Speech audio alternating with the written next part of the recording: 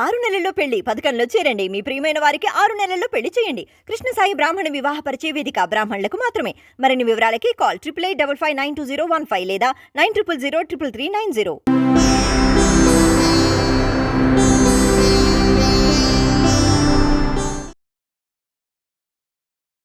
ఓం సదాశివసమారంభాం వ్యాసశంకరమధ్యమాం అస్మదాచార్యపర్యంతాం వందే గురుపరంపరాం. జ్యోతిషశాస్త్రాన్ని భావితరాల వారికి ప్రసాదించిన ఋషుల యొక్క పాదపద్మాలకి నమస్కారం చేసుకుంటూ, అలాగే నాకు జ్యోతిష విద్యను నేర్పిన గురువర్యులు జ్యోతిష బ్రహ్మ కీర్తిశేషులు శ్రీ ఈరంకి సూర్యనారాయణమూర్తి గారు, సూర్యశ్రీ దైవజ్ఞ గారి యొక్క పాదపద్మాలకి నమస్కారం చేసుకుంటూ, ఓం శ్రీ మహాగణాధిపతి నమః, శ్రీ గురుభ్యో నమః, హరి ఓం. వీక్షకులందరికీ నమస్కారం. సెప్టెంబర్ నెల 29వ తారీఖు లగాయితూ అక్టోబర్ 5వ తారీఖు వరకు ఉండేటువంటి గ్రహగతుల ఆధారంగా ద్వాదశ రాశుల వారికి ఈ వారం ఏ విధమైనటువంటి శుభాశుభ ఫలితాలు కలగబోతున్నాయో ఈ కార్యక్రమం ద్వారా తెలుసుకుందాం. అందులో భాగంగా ఈ వారం ఉండేటువంటి గ్రహగతుల్ని గమనిద్దాం. ఈ వారంలో గురువు వృషభ రాశి యందు, కుజుడు మిథున రాశి యందు, అలాగే కన్యారాశి యందు రవి బుధ కేతువులు సంచారం చేస్తూ ఉండగా, శుక్రుడు తులారాశి యందు సంచరిస్తూ ఉన్నారు. అలాగే మీనరాశి యందు రాహుగ్రహము, కుంభమందు వక్రించిన శనేశ్వరుడు ఉండగా, చంద్రుడు కర్కాటకం, సింహం, కన్య, తులరాశుల యందు సంచారం చేయబోతున్నారు. ఇటువంటి పరిస్థితుల్లో ద్వాదశ రాశుల వారికి ఏ విధమైన ఫలితాలు కలగబోతుందో తెలుసుకుందాం. అందులో భాగంగా మొదటిది మేషరాశి. మేషరాశి వారికి ఈ వారం సానుకూలమైనటువంటి ఫలితాలు గోచరిస్తూ ఉన్నాయి.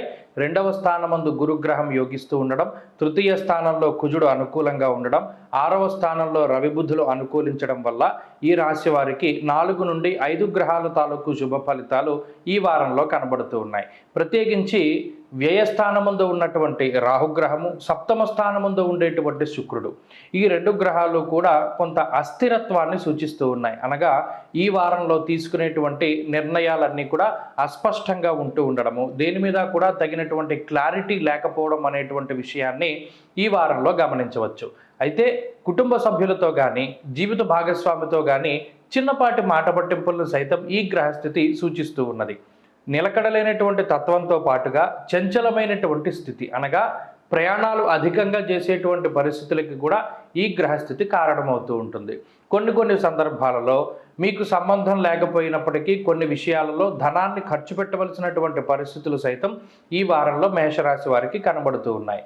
నిద్ర అనేటువంటిది చాలా తక్కువగా పడుతూ ఉంటుంది. కాలాన్ని అతిక్రమించి భోజనం చేస్తారు, సరైనటువంటి సమయాల్లో భోజనం చేయరు, నిద్రపోరు. దీని వరంగా కూడా ఒకంత మానసికమైనటువంటి శారీరకమైనటువంటి ఇబ్బందులు కనబడుతూ ఉన్నాయి. ఆర్థికంగా మేషరాశి వారికి ఈ వారం సానుకూలమైన పరిస్థితులు ఉన్నాయి.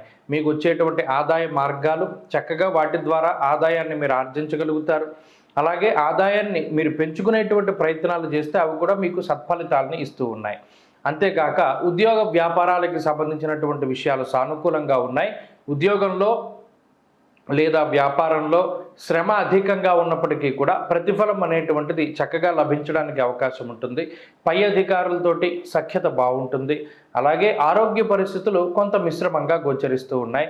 శరీర శ్రమ అధికంగా ఉంటుంది. దూరత్ర ప్రయాణాల పరంగా, ఇంటి భోజనం లేకపోవడం వల్ల, ఇతరత్ర పరిస్థితుల వల్ల కొంత శ్రమ అధికంగా ఉంటుంది. అలాగే ఆరోగ్య పరిస్థితులు ఈ రకంగా ఉంటే కుటుంబ సంబంధమైనటువంటి వ్యవహారాలు కూడా మిశ్రమంగా గోచరిస్తూ ఉన్నాయి. విద్యార్థులకి కాలం మిశ్రమంగా ఉంటుంది. అనగా ఈ విద్యార్థులకి వచ్చేటువంటి అవకాశాలని సద్వినియోగం చేసుకోగలిగేటువంటి సమయం ఉండకపోవచ్చును. నిజానికి వీళ్ళకి అవకాశాలు రాలేదు అని ఇప్పటివరకు బాధపడితే, ఇప్పుడు అవకాశం వచ్చినా కూడా సద్వినియోగం చేసుకోలేనటువంటి పరిస్థితి ఈ రకంగా ఉంటుంది.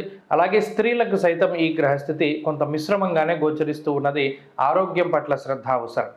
మేషరాశి వారు ఈ వారం మరింత అనుకూలమైనటువంటి ఫలితాలని సాధించడానికై విఘ్నేశ్వరుని యొక్క ఆరాధన చేస్తూ ఉండడం చెప్పదగినటువంటి సూచన. ఈ వారంలో కలిసొచ్చేటువంటి రోజు మంగళవారంగా చెప్పవచ్చును. అదృష్ట సంఖ్య 2, అదృష్ట వర్ణము లేత ఎరుపు రంగు.